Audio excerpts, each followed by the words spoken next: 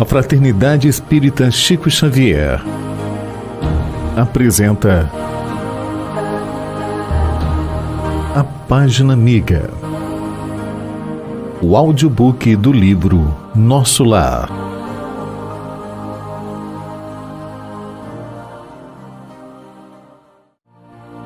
Capítulo 20. Noções de lar.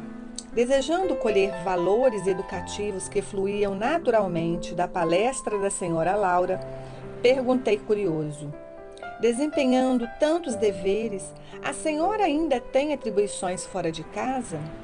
Sim, vivemos numa cidade de transição. No entanto, as finalidades da colônia residem no trabalho e no aprendizado.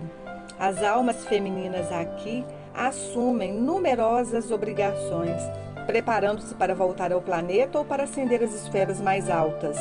Mas a organização doméstica em nosso lar é idêntica à da Terra?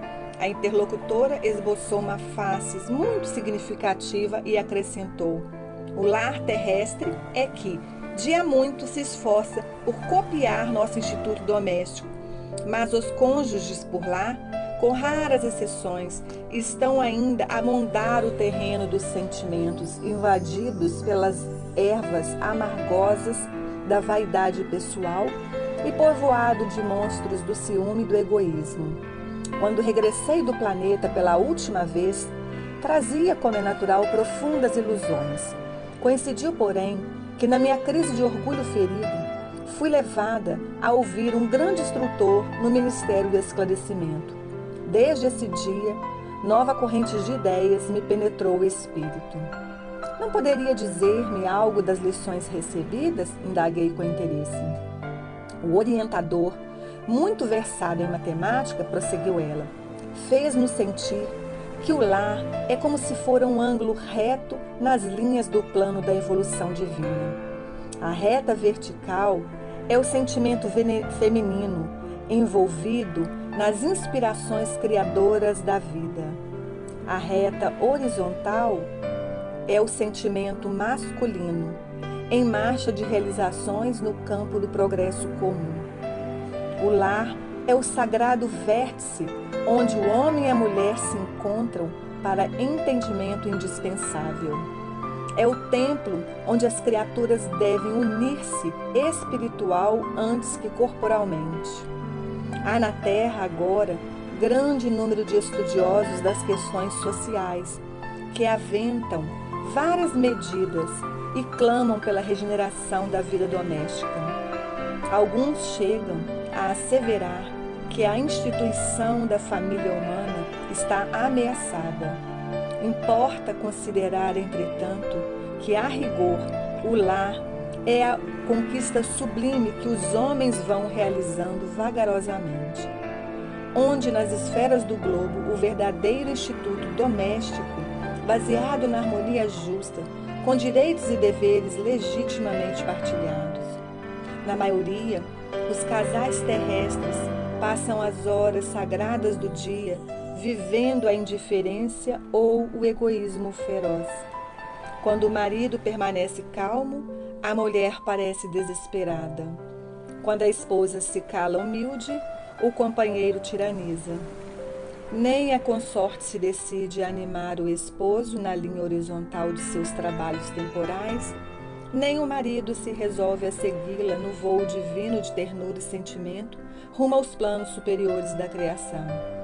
Dissimulam em sociedade e na vida íntima. Um faz viagens mentais de longas distâncias, quando o outro comenta o serviço que lhe seja peculiar. Se a mulher fala nos filhinhos, o marido excursiona pelos negócios. Se o companheiro examina qualquer dificuldade do trabalho que lhe diz respeito, a mente da esposa volta ao gabinete da modista. É claro que em tais circunstâncias, o ângulo divino não está devidamente traçado. Duas linhas divergentes tentam, em vão, formar o vértice sublime, a fim de construírem um degrau na escada grandiosa da vida eterna. Esses conceitos calavam-me fundo e sumamente impressionado observei. Senhora Laura, essas definições suscitam um mundo de pensamentos novos. Ah, se conhecêssemos tudo isso lá na terra! Questão de experiência, meu amigo, replicou a nobre matrona. O homem e a mulher aprenderão no sofrimento e na luta. Por enquanto, raros conhecem que o lar é uma instituição essencialmente divina e que se deve viver dentro de suas portas com todo o coração e com toda a alma. Enquanto as criaturas vulgares atravessam a florida região do noivado, procuram-se, mobilizando os máximos recursos do espírito. E daí o dizer-se que todos os seres são belos quando estão verdadeiramente amando. O assunto mais trivial assume singular encanto nas palestras mais fúteis. O homem e a mulher comparecem aí na integração de suas forças sublimes. Mas logo que recebem a bênção nupcial, a maioria atravessa os véus do desejo e cai nos braços dos velhos monstros que tiranizam os corações. Não há concessões recíprocas, não há tolerância e, por vezes, nem mesmo fraternidade. E apaga-se a beleza luminosa do amor, quando os cônjuges perdem a camaradagem e o gosto de conversar. Daí em diante, os mais educados respeitam-se, os mais rudes mal se suportam. Não se entendem. Perguntas e respostas são formuladas em vocábulos breves. Por mais que se unam os corpos, vivem as mentes separadas. Por mais que se unam os corpos, vivem as mentes separadas, operando em rumos opostos. Tudo isso é pura verdade, aduzi comovido. Que dizer, porém, meu amigo? Replicou a bondosa senhora. Na fase atual evolutiva do planeta, existe na esfera carnal raríssimas uniões de almas gêmeas, reduzidos matrimônios de almas irmãs ou afins, e esmagadora porcentagem de ligações de resgate. O maior número de casais humanos é constituído de verdadeiros forçados sob algemas. Procurando retomar o fio das considerações sugeridas por minha pergunta inicial, continuou a genitora de Lísias. As almas femininas não podem permanecer inativas aqui. É preciso aprender a ser mãe, esposa, missionária, irmã.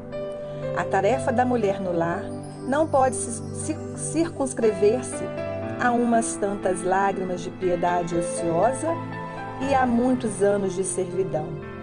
É claro que o movimento coevo do feminismo desesperado constitui abominável ação contra as verdadeiras atribuições do espírito feminino. A mulher não pode ir ao duelo com os homens, por escritórios e gabinetes, onde se reservava atividade justa ao espírito masculino. Nossa colônia, porém, ensina que existem nobres serviços de extensão do lar para as mulheres. A enfermagem, o ensino, a indústria do fio, a informação, os serviços de paciência representam atividades assaz expressivas. O homem deve aprender a carrear para o ambiente doméstico a riqueza de suas experiências, e a mulher precisa conduzir a doçura do lar para os labores ásperos do homem. Dentro de casa, a inspiração, fora dela, a atividade. Uma não viverá sem a outra. Como sustentar-se o rio sem a fonte e como espalhar-se a água da fonte sem o leito do rio? Não pude deixar de sorrir ouvindo a interrogação. A mãe de Lísias, depois de longo intervalo, continuou.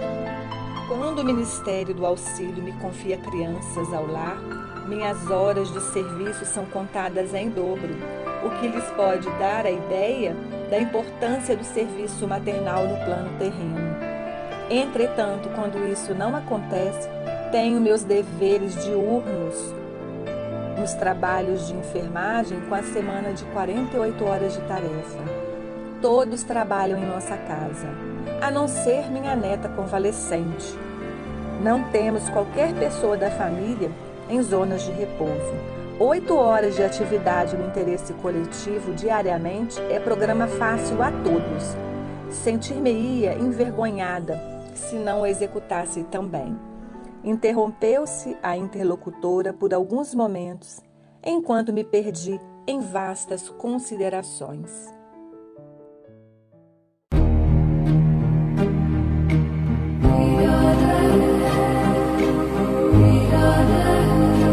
Audiobook do livro Nosso Lar. Narrativa: Cristina Albuquerque.